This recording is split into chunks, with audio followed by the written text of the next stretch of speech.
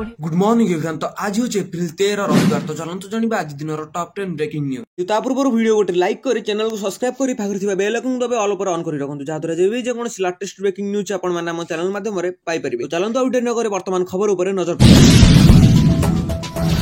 चलित वर्ष सुना मूल्य 1 लाख टंका हेबो ना 55,000। जानतु कौन कहउछन एक्सपर्ट। गत किछि मासरे सुना दर लगातार वृद्धि पाइबार लागिछि। एहाठारु सबुठु मुख्य कारण होउछि ग्लोबल वोलाटिलिटी एवं अमेरिका चीन मध्य ट्रेंड बारार चिंता। जेतेबेले अमेरिका राष्ट्रपति डोनाल्ड ट्रम्प सारा दुनिया रेस्ट्रोगेज टैरिफ लगाइबा घोषणा करथिले सेतेबेले सुना दर आहुरी अधिक वृद्धि देखिबाकु मिलुथिला। वर्तमान ट्रम्प चीन छाडी अन्य देश मानकु टैरिफ लगाइबाकु निष्पत्ति 90 दिन पई स्थगित रखुछन्ती। एहा परे भी सुना कमिबार नाम नेउ नै। मीडिया रिपोर्ट मुताबिक सुनार मूल्य प्रति 10 ग्राम पिछा 1 लाख टंका छुईबारे। अन्य माने कहिबा अनुसार एहार मूल्य 40% पर्यंत ह्रास पाइब। सुनार मूल्य लगातार बढ़िबा पर वर्तमान कथा को नै चर्चा जोर धरछि सुना 1 लाख टंका टपी पारे। रिपोर्ट मुताबिक केंद्रीय बैंक भारी क्रय एवं विश्व अर्थनैतिक अस्थिरता एवं दर वृद्धिर बड़ कारण साजिबा। तेबे सुना दर कमिबार कोनोसी कारण नजर आसु नै बोली जणा पड़े। आपनक शहर रे केउ मूल्य सुना ऊपर मूल्य रहछि ता कमेंट करे निश्चय जणा। कमेंट कला बेले आपनक जिल्ला और शहर नाम मध्य निश्चय कमेंट करि जणाइबे।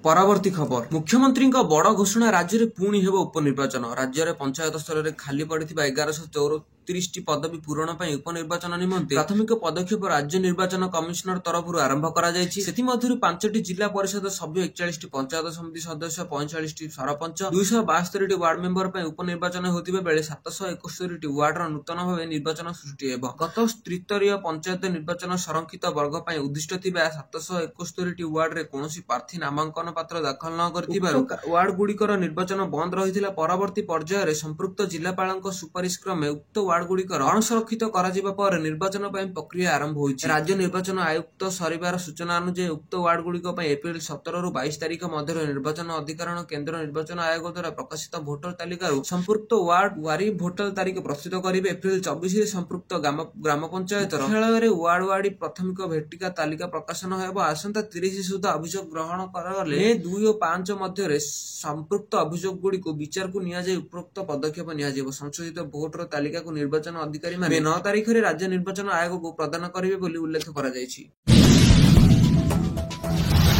परवर्ती खबर। नुआ शिक्षा वर्ष रे नाम लेखाई नथिबा पिलांको रिपोर्ट मागिले ओसेपा। एप्रिल 1 रु आरंभ होइछि नुआ शिक्षा वर्ष। नूतन शिक्षा वर्ष 6 रु 14 वर्ष बयस रु केउ पिला माने नाम लेखाई नाहंती केउ माने अधरु पाठ पढ़ा छाडी ड्रॉप आउट होइछन्ती तार रिपोर्ट देबाको ओडिशा विद्यालय शिक्षा कार्यक्रम प्राधिकरण बा ओसेपा पक्षरु समस्त जिलापालंको निर्देश दिया जायछि। जरूरीकालीन भाबे केंद्र सरकार प्रबंध पोर्टल एहार तथ्य दाखल करबाको कहछि। नुआ शिक्षा वर्ष आरंभ सहित 2 तारिख रु खडिचुआ कार्यक्रम उत्सव करा जायछि। नुआ करी स्कूल रे पिलांको नाम लेखा जायछि। शिक्षा अधिकार आईन 2009 और जातीय शिक्षा नीति 2020 अनुसार 5 वर्ष रु 6 वर्ष पिलांको शिशु बाटिका 6 वर्ष रु अधिक बयसर पिला माननकु प्रथम श्रेणी रे नाम लेखेबार नियम रही। जातीय शिक्षा नीति 2020 रे लक्ष्य रही समस्त शिशुको शिक्षादान। तेबे केउ शिशु माने नाम लेखेबार बात पड़िछन्ती सेमानकु चिन्हट करा जिवो। ओसेबा पक्षरु चिठी रे उल्लेख करा जायछि जे केंद्र सरकार ड्रॉप आउट परिचालना पई प्रमोद पोर्टल रे स्कूल शिक्षार दूरता थिबा पिलांकु चिन्हट करी रिपोर्ट दाखल करा जिवो। जे आवश्यक पड़े स्कूल शिक्षार 3, 6, 12 मास धरि दूर रे थिबा पिला माननकु मुख्य स्रोत रे शामिल कराइबा पई स्वतंत्र तामिल प्रदान करिबाकु कहा जायछि।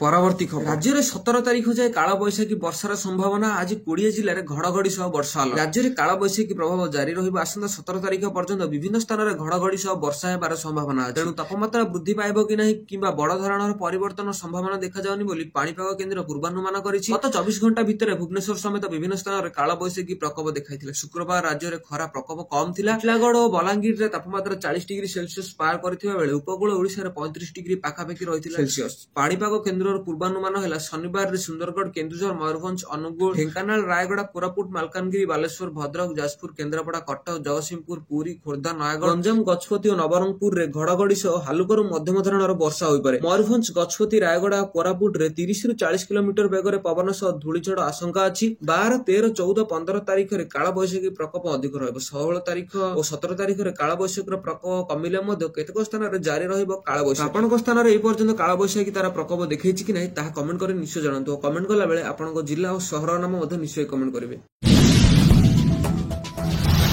ପରବର୍ତ୍ତୀ ଖବର ପିଲାଙ୍କ ପାଇଁ ଖୁସି ଖବର 3 ଦିନ ଯାଏଁ ବନ୍ଦ ରହିବ ଦ୍ୱାଦଶ ପର୍ଯ୍ୟନ୍ତ ସମସ୍ତ ସ୍କୁଲ। ୟୁପି ବିହାର ମଧ୍ୟପ୍ରଦେଶ ସମେତ ଦେଶର ସମସ୍ତ ରାଜ୍ୟରେ 14 ଏପ୍ରିଲ ପର୍ଯ୍ୟନ୍ତ ସମସ୍ତ ସରକାରୀ ଏବଂ ବେସରକାରୀ ବିଦ୍ୟାଳୟ ବନ୍ଦ ରହିବ। ଏହି ଛୁଟି ପୂର୍ବରୁ ଗତ 12 ତାରିଖ ଏବଂ 13 ଏପ୍ରିଲରେ ସମସ୍ତ ବିଦ୍ୟାଳୟ ବନ୍ଦ ରହିବ କାରଣ ଏହି 3 ଦିନ ସମସ୍ତ ମାସର ଦ୍ୱିତୀୟ ଶନିବାର ଏବଂ ରବିବାର ଅଟେ। ଆସନ୍ତୁ ଜାଣିବା ଏହି 3 ଦିନରେ କେବଳ ପିଲାମାନେ ନୁହନ୍ତି ସେମାନଙ୍କ କାର୍ଯ୍ୟରତ ପିତାମାତା ମଧ୍ୟ ଛୁଟି ପାଇବେ। ପିଲା ଏବଂ ସେମାନଙ୍କ ପିତାମାତାଙ୍କ ପାଇଁ ଗତକାଲି ଏବଂ ଆଜି ଛୁଟି ହୋଇଛି ସ୍କୁଲ ଯାହା 14 ଏପ୍ରିଲ ପର୍ଯ୍ୟନ୍ତ ଚାଲିବ। ଗତ 12 ତାରିଖ ହେଉଛି ଏପ୍ରିଲର ଦ୍ୱିତୀୟ ଶନିବାର ହୋଇଥିଲା କିନ୍ତୁ ଏହି ଦିନ କେବଳ କେତେକ ରାଜ୍ୟରେ ସମସ୍ତ ବିଦ୍ୟାଳୟ ବନ୍ଦ ରହିଥିଲା। ତାପରେ 13 ଏପ୍ରିଲ ଅର୍ଥାତ ରବିବାର ଆଜି ତେଣୁ ଏହି ଦିନ ବିଦ୍ୟାଳୟ ଗୁଡିକ ମଧ୍ୟ ବନ୍ଦ ରହିବ। ଏହା ପରେ ଆମ୍ବେଦକର ଜୟନ୍ତୀ 14 ଏପ୍ରିଲ ସୋମବାର ଦିନ ପାଳନ କରାଯାଏ। ଏଥିପାଇଁ ପିଲାମାନେ ଏହି 3 ଦିନ ଛୁଟି ରହିବ ଯେଉଁମାନେ ସେମାନଙ୍କ ମଜା କରିପାରିବେ।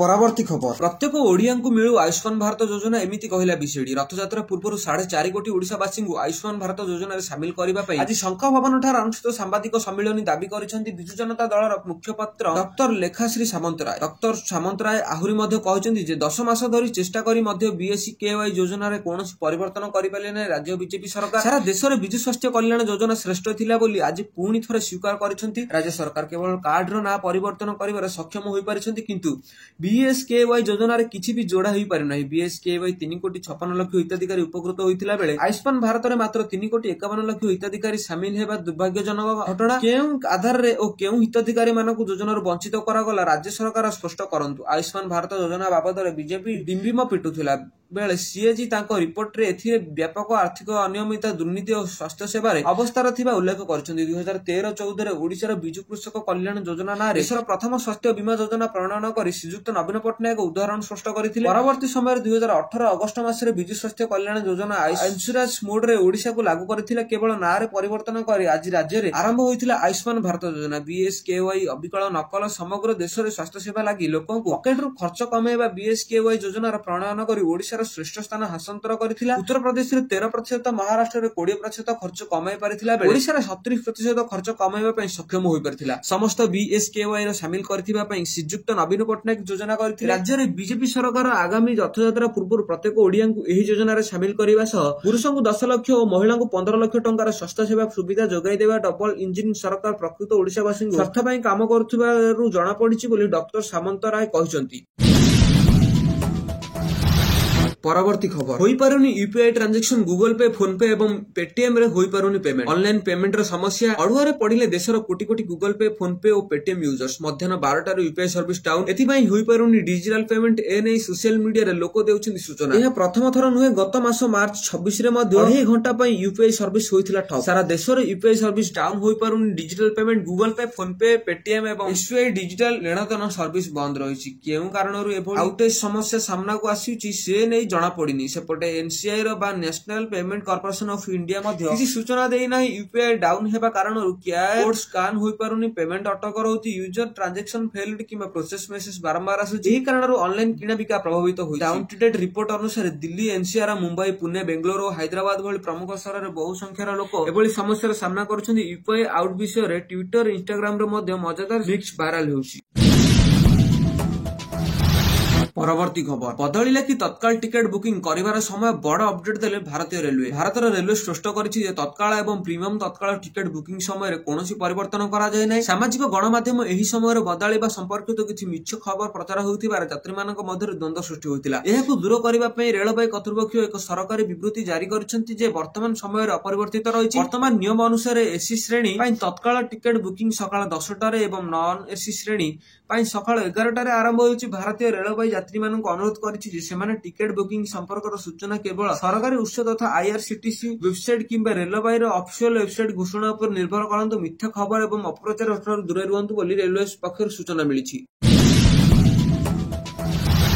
ପରବର୍ତ୍ତୀ ଖବର ରଥଯାତ୍ରା ପୂର୍ବରୁ ସରିବ ରତ୍ନଭଣ୍ଡାର ମରାମତି ଓ ସଂରକ୍ଷଣ କାମ। ଏକ୍ସରେ ସୂଚନା ଦେଲେ ଶ୍ରୀମନ୍ଦିର ମୁଖ୍ୟ ପ୍ରଶାସକ। ଖୁବ୍ ଶୀଘ୍ର ସରିବ ରତ୍ନଭଣ୍ଡାର ମରାମତି। ଚଟାଣକୁ ଛାଡି ଶ୍ରୀମନ୍ଦିର ରତ୍ନଭଣ୍ଡାରରେ ମରାମତି ପାଇଁ ସଂରକ୍ଷଣ କାମ ପ୍ରାୟତଃ ଶେଷ। ଏନେଇ ସୂଚନା ଦେଇଛନ୍ତି ଶ୍ରୀମନ୍ଦିରର ମୁଖ୍ୟ ପ୍ରଶାସକ ଡକ୍ଟର ଅରବିନ୍ଦ ପାଢୀ। ଏସଏଆଇସି ର ଅଧିକାରୀମାନଙ୍କ ସହ ଶୁକ୍ରବାର କାର୍ଯ୍ୟ ସମୀକ୍ଷା କରିବା ପରେ ଏନେଇ ସେ ତାଙ୍କ ଏକ୍ସ ଆକାଉଣ୍ଟରେ ସୂଚନା ଦେଇଥିଲେ। ରତ୍ନଭଣ୍ଡାର ଭିତରେ ଥିବା ପୁରୁଣା ଲୁହା ବିମ୍ସକୁ କାଢି ନୂଆ 5ଟି ଷ୍ଟେନଲେସ ଷ୍ଟିଲ ବକ୍ସ ବିମ୍ ଦିଆଯିବ। ବାହାର ରତ୍ନଭଣ୍ଡାରର ପୁରୁଣା ଭଙ୍ଗା ପଥର ଗୁଡ଼ିକୁ କାଢି ମରାମତି ନଚେତ ନୂଆ ପଥର ଉକ୍ତ ସ୍ଥାନରେ ବ୍ୟବହାର କରାଯାଇପାରେ। ରତ୍ନଭଣ୍ଡାର ବାହାର ପାର୍ଶ୍ୱରେ ମଧ୍ୟ ସଂରକ୍ଷଣ ଓ ମରାମତି କାମ ଚାଲିଛି। ଜଗମୋହନ ଓ ରତ୍ନଭଣ୍ଡାର ମଧ୍ୟସ୍ଥଳୀରୁ ପ୍ଲାଷ୍ଟର ଛଡା ଯାଉଛି। ଏହି ସ୍ଥାନରେ ଭାଙ୍ଗି ଫାଟି ଯାଇଥିବା ପଥର ସ୍ଥାନ ଗୁଡ଼ିକରେ ନୂଆ ପଥର ଲାଗୁଛି। ରଥଯାତ୍ରା ପୂର୍ବରୁ ରତ୍ନଭଣ୍ଡାର ମରାମତି କାମ ଏସ୍ଏଚଜି ସରିବା ବୋଲି ସେ ଆଶା ପ୍ରକାଶ କରିଛନ୍ତି। ତ ବାସ୍ ଏହା ଥିଲା ଆଜିର ଟପ୍ 10 ବ୍ରେକିଂ ନ୍ୟୁଜ୍। ଯଦି ଆପଣମାନଙ୍କୁ ଆମ ଭିଡିଓଟି ଭଲ ଲାଗିଛି ତାହେଲେ ଭିଡିଓଟିକୁ ଲାଇକ୍ କରିବା ସହିତ ଭିଡିଓଟିକୁ ସାଙ୍ଗମାନଙ୍କ ସହିତ ବହୁମାତ୍ରାରେ ସେୟାର କରନ୍ତୁ। ଆପଣ ଯଦି ଆମ ଚ୍ୟାନେଲ ପାଇଁ ନୂଆ ଅଛନ୍ତି ତାହେଲେ ଚ୍ୟାନେଲକୁ ଏବେ ସବସ୍କ୍ରାଇବ କରି ପାଖରେ ଥିବା ବେଲ୍ ଆଇକନକୁ ଦବାଇ ଅଲ୍ ଉପରେ ଅନ୍ କରି ରଖନ୍ତୁ, ଯାହାଦ୍ୱାରା ଯେବେ ବି ସେ କୌଣସି ଲାଟେଷ୍ଟ ବ୍ରେକିଂ ନ୍ୟୁଜ୍ ଆପଣମାନେ ଆମ ଚ୍ୟାନେଲ ମାଧ୍ୟମରେ ସର୍ବପ୍ରଥମେ ପାଇପାରିବେ। ବ୍ୟୁରୋ ରିପୋର୍ଟ, ଡିନୋ ଯୋଡିଆ।